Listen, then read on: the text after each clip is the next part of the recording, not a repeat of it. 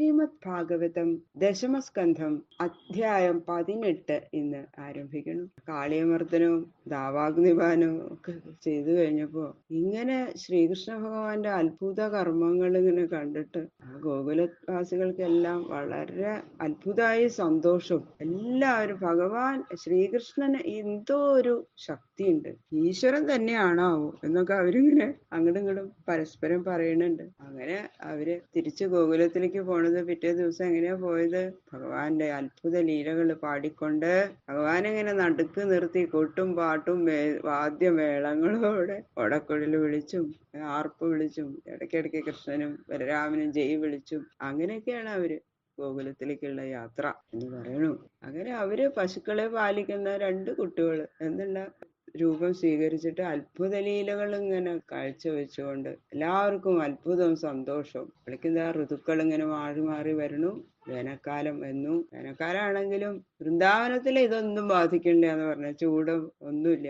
ഊട്ടി കൊടൈക്കനാല് മൂന്നാറിലൊക്കെ പോകുമ്പോ ആ തണുപ്പ് കാലത്ത് നമ്മൾ പോകും അല്ലെ, അപ്പൊ അവിടെ ഇങ്ങനെ നല്ല പച്ചപ്പ്, അപ്പൊ പക്ഷെ നല്ല തണുപ്പുണ്ടാവും. ഇവിടെ അതല്ല, എല്ലാം ഒരുപോലെ തന്നെയാണെന്ന് വൃന്ദാവനത്തില്. ഏത് കാലത്തായാലും എന്തുകൊണ്ടാ അത്? ഭഗവാൻ കൂടെയുള്ളത് കൊണ്ട് അവർക്ക് ചൂട് ബാധിച്ചില്ല. തണുപ്പും അവിടെ നല്ല തണുപ്പുള്ള സമയമുണ്ട് വൃന്ദാവനത്തില്, പക്ഷെ അതും അവരെ ബാധിച്ചില്ല. എല്ലാം ഒരേപോലെ അവർക്ക് സുഖസുന്ദരമായിട്ട് എല്ലാം വളരെ സുഖം കണ്ണന്റെ കൂടെ, അങ്ങനെയാണ് അവർക്ക് തോന്നിയത് ഗോകുലവാസികൾക്ക് എന്ന് പറയുന്നു. അഥ ശ്രീമൽ ഭാഗവത ദശമസ്കന്ധ ഷോധ്യായ ശുക്ലാംബരധരം വിഷ്ണും ശശിവർണം ചതുർഭുജം പ്രസന്നവദനം ധ്യായേത് സർവവിഘ്നോപശാന്തയേ ഗുരവേ സർവലോകാനാം ഭിഷജ്ജേ ഭവരോഗിണാം നിധയേ സർവവിദ്യാനാം ദക്ഷിണാമൂർത്തയേ നമഃ. നാരായണം നമസ്കൃത്യ നരം ചൈവ നരോത്തമം ദേവീം സരസ്വതീം വ്യാസം തതോ ജയമുദീരയേത്. മൂകം കരോതി വാചാലം പങ്കും ലംഘയതേ ഗിരിം യൽകൃപാതമഹം വന്ദേ പരമാനന്ദമാധവം. കഥാമയിം ഭാഗവതാഭിധാനാം ഹരേ തനും തേ ചരിതൈ യഥാമതി ത്വൽപരിതോഷകാമസ്തൗമി പ്രസീദാച്യുത. മാരുതേശ ഗംഗണപതയേ നമഃ. സംസരസ്വത്यै നമഃ. ഗുരുഭ്യോ നമഃ. ഓം നമോ ഭഗവതേ വാസുദേവായ. ഓം നമോ ഭഗവതേ വാസുദേവായ. ഓം നമോ ഭഗവതേ വാസുദേവായ. ശ്രീശുക ഉവാച അഥ കൃഷ്ണ പരിവൃതോ ജ്ഞാതിഭിർമുദിതാത്മഭിः അനുഗീയമാനോऽനവിശൽ വ്രജം ഗോകുലമണ്ഡിതം. അഥ അനന്തരം മുദിതാത്മഭി സന്തോഷിച്ച മനസ്സോടുകൂടിയ ജ്ഞാതിഭി ബന്ധുക്കളാൽ പരിവൃത ചുറ്റപ്പെട്ടും അനുഗീയമാന അനുഗാനം ചെയ്യപ്പെട്ടുമിരിക്കുന്ന കൃഷ്ണ ശ്രീകൃഷ്ണൻ ഗോകുലമണ്ഡിതം പശു സമൂഹത്താൽ അലങ്കരിക്കപ്പെട്ട വ്രജം വ്രജത്തെ നിവിശത് പ്രവേശിച്ചു. ഭഗവാന്റെ ആ അത്ഭുത കർമ്മങ്ങള് ഒക്കെ കണ്ട് വളരെ സന്തുഷ്ടരായിട്ടുള്ള ബന്ധുജനങ്ങള് ശ്രീകൃഷ്ണന്റെ ആ മഹിമയും ആശ്ചര്യലീലകളും ഇങ്ങനെ ഉച്ചത്തിൽ പാടിക്കൊണ്ട് ശ്രീകൃഷ്ണനെ നടുക്ക് നിർത്തി അങ്ങനെ ചുറ്റും നടന്നുകൊണ്ട് പശുക്കൂട്ടങ്ങളാൽ അലങ്കരിക്കപ്പെട്ട ഗോകുലത്തിൽ പ്രവേശിച്ചു. ഗോകുലമണ്ഡിതം പശു സമൂഹത്താൽ അലങ്കരിക്കപ്പെട്ട. പശുക്കളും ഇങ്ങനെ ചുറ്റും നിൽക്കണു, ഗോപന്മാര് ചുറ്റും നിൽക്കണു, നടുക്ക് കണ്ണൻ. കണ്ണന്റെ മഹിമകൾ ഇങ്ങനെ പാടി പാടി പാടിയിട്ടാണ് അവര് നടക്കുന്നത്. വ്രജേ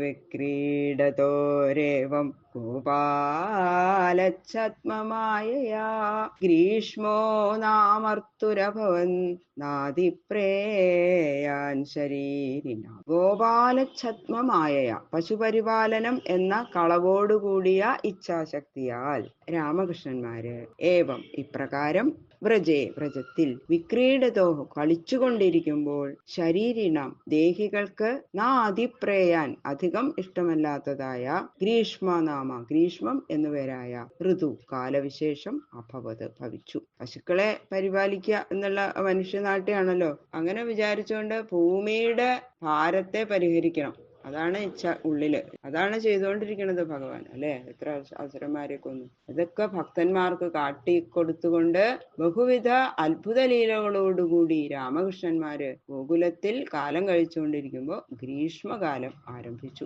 ഈ ഋതുവിന് ശരിക്കും ജനങ്ങൾക്ക് അതൊട്ടും ഇഷ്ടമല്ല. ജലക്രീഡക ചെയ്യാം, വെള്ളത്തിൽ കിടന്ന് കുളിക്കാം, അതൊക്കെ ചെയ്യാം, ഇഷ്ടാണെങ്കിലും എല്ലാം ഇങ്ങനെ ഉണങ്ങിപ്പോണ സമയല്ലേ, അസഹ്യമായ ചൂടും. അപ്പൊ സാമാന്യേന ദുസ്സഹമായിട്ടുള്ള കാലാണ് വേനൽക്കാലം അല്ലെ. പക്ഷേ വൃന്ദാവനത്തില് അതൊന്നും ബാധിച്ചില്ല എന്ന് പറയുന്നത് അടുത്ത ശ്ലോകത്തില്. സച വൃന്ദാവന ഗുണേർ വസന്തൈവ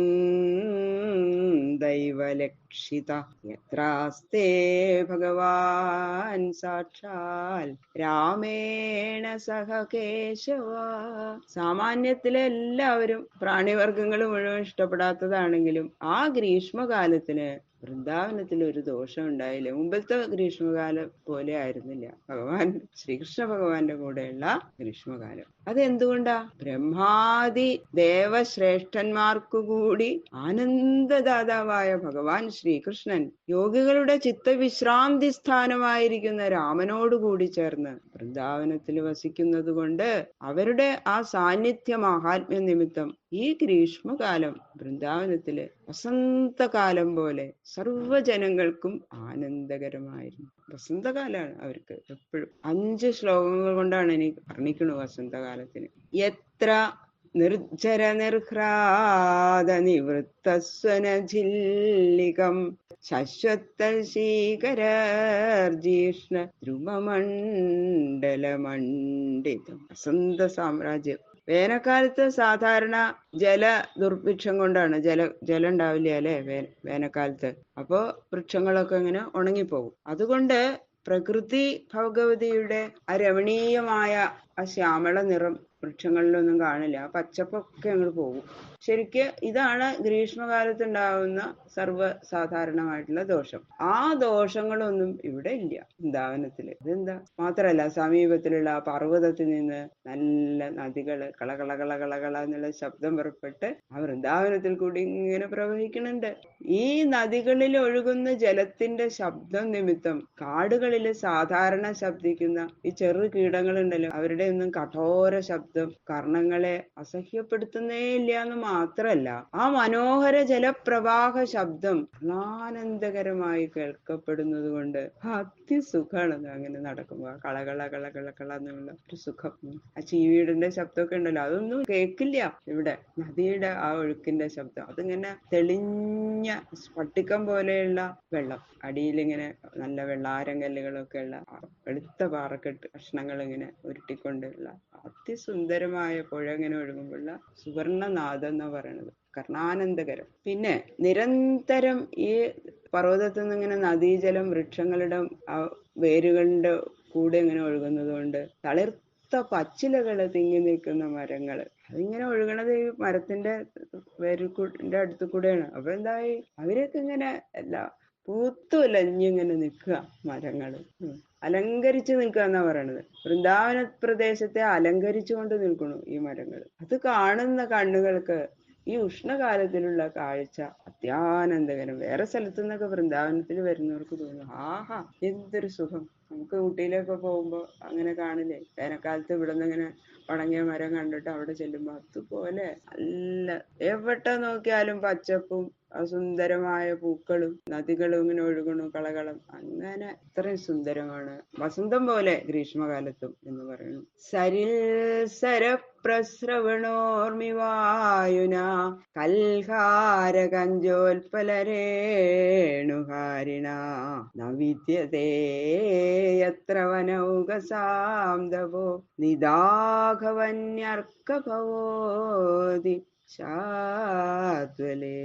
ഇളം പച്ചപ്പുല്ലുകൾ കൊണ്ട് മൂടപ്പെട്ടിരിക്കുന്ന വൃന്ദാവനത്തിൽ കൂടി ഒഴുകുന്ന നദികളിലും തടാകങ്ങളിലും ഗിരിപ്രവാഹങ്ങളിലുമുള്ള തിരമാലകളിൽ തട്ടിക്കൊണ്ട് സന്ധ്യാസമയത്തിലും പകൽ സമയത്തിലും രാത്രി സമയത്തിലും അങ്ങനെ കൽഹാര പുഷ്പങ്ങൾ വിരിയണു.